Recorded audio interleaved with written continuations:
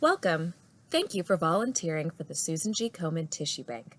Whether this is your first experience volunteering or you are a seasoned volunteer, we appreciate you giving your time and talent to our clinical trial. Today, we will be discussing the volunteer role of informed consenter.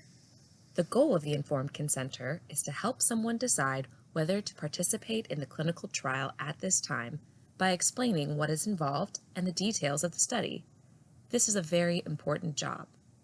To accomplish this goal, you will be asked to do the following: welcome the participant, complete all necessary paperwork to enroll the participant, including the eligibility checklist, media release, informed consent, and HIPAA authorization, and lastly, answer any study-related questions. After arriving at volunteer check-in, you will meet your area lead, who will escort you to Station 2 Informed Consent. There you will be shown where to find your consenting supplies. Each consenter will use an iPad to enroll participants using REDCap. Packets with pre-labeled paperwork and study tubes will be located at the consenting table. It is critical that we use these packets in numerical order. Please only select a new packet to use for consenting from the open bin on the table. Prior to the arrival of the first participant, you should familiarize yourself with the iPad. Each one is equipped with a stylus, but you may also use the touchscreen. The passcode for your iPad is located on the back, under the kickstand. Once you have entered the passcode, you will open a new Safari page and click on the REDCap icon. Please feel free to run through the REDCap process, but clearly label your tests as such by using the word test for barcode, participant name, etc. You are now ready to greet your first participant. After grabbing a new packet, please assist the first available participant. There could be a waiting area or not, depending on the flow of appointments at that time. Before sitting down to complete the enrollment, please ask the participant if they have viewed the standardized informed consent video included in their email this week.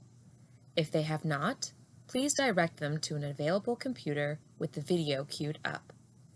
If yes, please proceed to your designated area to begin the eligibility checklist. You will complete the checklist on behalf of the participant. Please note the unique barcode label at the top right-hand corner. This will be entered later in the REDCap form. If you need any clarification about the eligibility criteria, please ask your area lead. If the participant has had an allergy to betadine or iodine, you will need to add a ChloraPrep applicator to the packet for the biopsy procedure later. Complete the form by signing and dating at the bottom. The rest of the paperwork will now be completed on the iPad. Open a new Safari page or close the previous one used if you have consented or practiced already. Some general notes about REDCap. On the sections where initials or a signature is needed, please be sure the participant clicks Add Signature, and then once they sign, click Save Signature. On any of the date fields, please encourage the participant to click the Today button next to the date field, rather than enter it manually. Certain fields have validations that require certain types of data to be entered. For example, phone numbers must be 10 digits without any letters. You will start with the media release form. If the participant does not wish to have their picture taken today, please alert a donor escort or your area lead. Once the participant completes the media release form, it will start the informed consent statement. Please enter the barcode listed on the eligibility checklist at the top of page 1. Encourage the participant to take their time and ask any questions as they complete this form. They will be instructed to hand you the iPad once they have signed the signature block on the last page. You will then sign as the person obtaining consent. If the participant fails to do so and signs on your behalf, we will create a note to file after the event. They will have the option to provide an additional contact in case we are unable to contact them in the future. This is optional. At the end, they will certify their responses are correct. They may still edit their responses at this time up until they click the Submit button. They will receive a blank copy of the informed consent as part of their Go Home instructions. The last form is the HIPAA authorization form. We will use this form to request a copy of the participant's mammogram, if applicable. They will enter the location of their mammography office on the second page.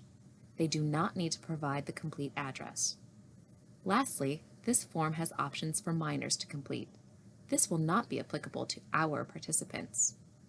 At the end, they will certify that their responses are correct.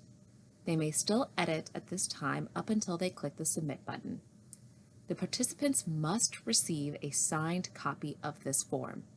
They may elect to send this completed form to an email of their choice or complete a paper form to take home with them today. This email is not secure.